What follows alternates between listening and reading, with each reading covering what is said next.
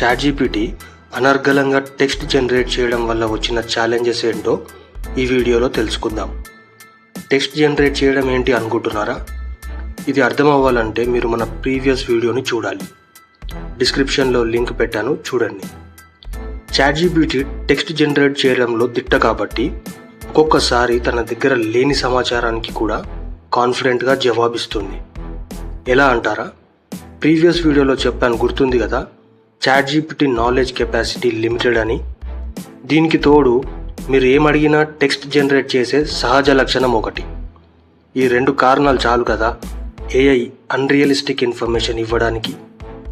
దీన్నే AI hallucination అంటారు.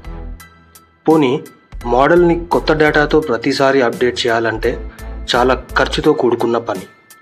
అలా అని వదిలేస్తే ఏఐ తప్పుడు సమాధానాలు కాన్ఫిడెంట్గా ఇచ్చేస్తుంది.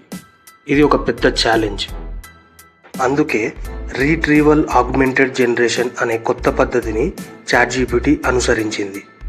అంటే మోడల్ని కొత్త డేటాతో అప్డేట్ చేయాల్సిన అవసరం లేకుండానే సరైన సమాచారం ఇచ్చే సౌలభ్యం. ఈ రీట్రీవల్ ఆగ్మెంటెడ్ జనరేషన్ వల్ల ఏమవుతుందంటే చాట్‌జీపీటీ తన నాలెడ్జ్ కెపాసిటీని మించి ప్రశ్నలు ఎదుర్కొన్నప్పుడు అది వెంటనే ఎక్స్టర్నల్ డేటా సోర్సెస్కి కనెక్ట్ అవుతుంది. అంటే web, Wikipedia, social media, YouTube videos, main stream media sources మరియు ఇతర సమాచార మాధ్యమాలు. ఇలా కనెక్ట్ అవ్వడం వల్ల చాట్‌జీపీటీకి రియల్ టైం ఇన్ఫర్మేషన్ దొరుకుతుంది. ఆ సమాచారాన్ని సేకరించి తన జనరేటివ్ ఏఐ క్యాపబిలిటీస్తో వెంటనే ఆన్సర్స్ జనరేట్ చేస్తుంది. ఇలా చాట్‌జీపీటీ రీట్రైనింగ్ ఖర్చుని తప్పించుకోగలిగింది. అలాగే అతి త్వరగా updated information ఇవ్వగలిగింది.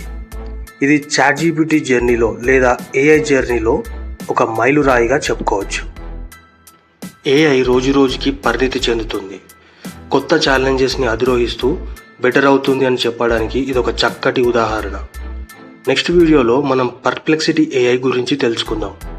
Perplexity search ఇంజనా, answer ఇంజనా లేదా చాట్‌జీపీటీ లాంటి లార్జ్ లాంగ్వేజ్ మోడలా? చాలా ఇంట్రెస్టింగ్ డీటెయిల్స్ రివీల్ చేయబోతున్నాను. వేచి ఉండండి అండ్ మా ఛానల్కి సబ్స్క్రైబ్ చేసుకోండి.